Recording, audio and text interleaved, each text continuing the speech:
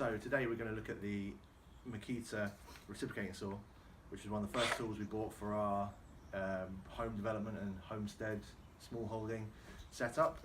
Seemed like a good tool to start destroying things before we build anything new.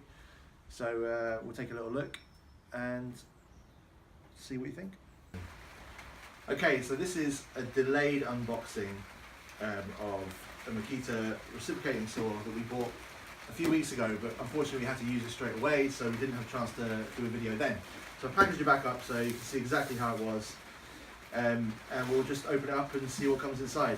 This is the DJR187Z model, which was the only one I could find available online in the UK. There were several other models, but all of them were sold out with no stock coming back in, but I presume this is the new one anyway.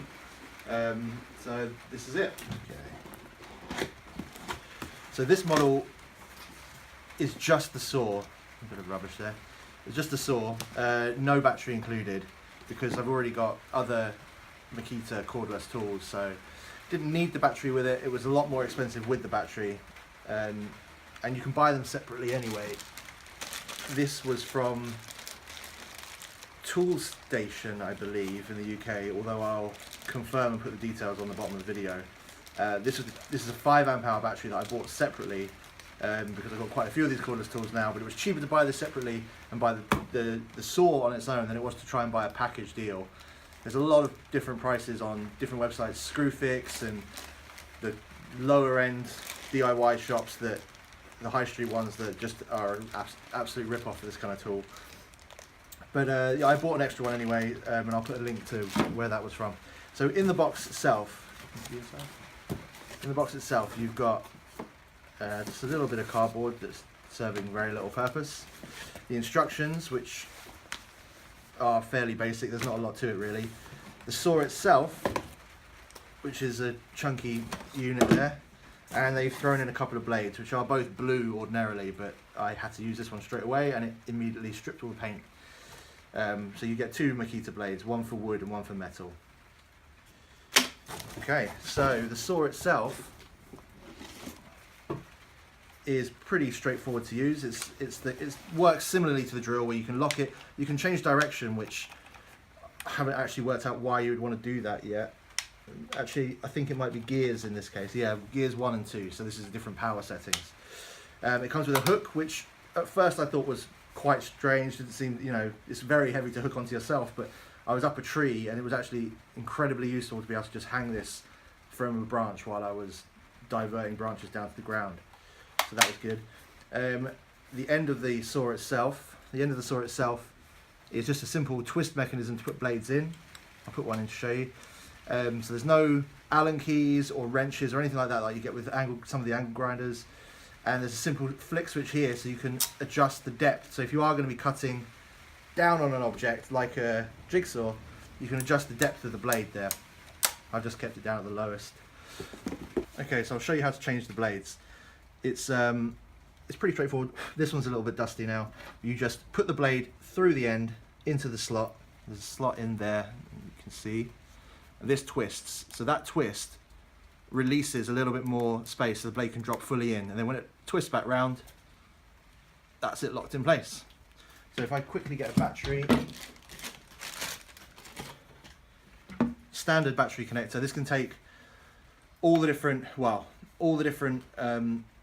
Makita batteries in this range. So the 5 amp hour, the 4 amp hour, I think the 3 amp hour, I think that's the lowest it goes. But I went for the 5s because we're in a off-grid property at the moment with no mains electricity, so we're having to charge our batteries off-site and we need them to last as long as we can. So right, clip the battery on as normal. It's a pretty hefty beast, but once that's on, it's got a little LED on the end there as well, which I guess would be useful if I was indoors in the dark. And that's it. And obviously this is the wood blade, you can put the metal blade on there as well. Yeah, that's it. I definitely recommend it. It was very useful. We had this and a chainsaw and we took down about 5 trees in an hour or so, small trees. It was quite useful for the stuff we couldn't really reach with the chainsaw. We didn't want to risk losing an arm, so you could reach in with this at kind of arm's length and you could cut what you needed to without any real danger of hurting yourself. If you dropped it, you dropped it, but it was fine. Okay, it's raining today, which is why we're indoors, so apologies for the darkness, but rather than going outside and trying to cut a branch or something, I'll just cut this piece of scrap wood just so you get an idea of the power that it has. This is on the first gear as well, so it's the lower of the 2 gears, which is absolutely fine. There's a nail in this, so I'm just going to move up a little bit. You don't need to put the saw on it like this, like you would with a jigsaw. In fact, I can just get my knee on this to support it. More often than not, you're going to be holding it like it's a bit of a gun.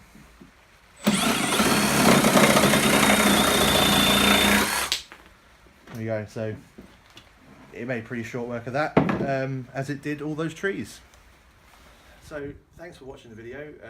We're still beginners at this, so forgive us for bad lighting and sound and all the rest of it. We will be releasing more and more videos the longer we're on site and editing things together. We've already got a few that have been filmed that we're chopping up now, including some other Makita cordless tools and a proper tour of the plot, which is taking a little bit of time to try and make that a little bit nicer.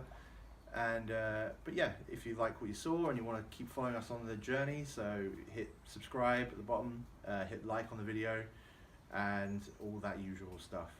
Thanks.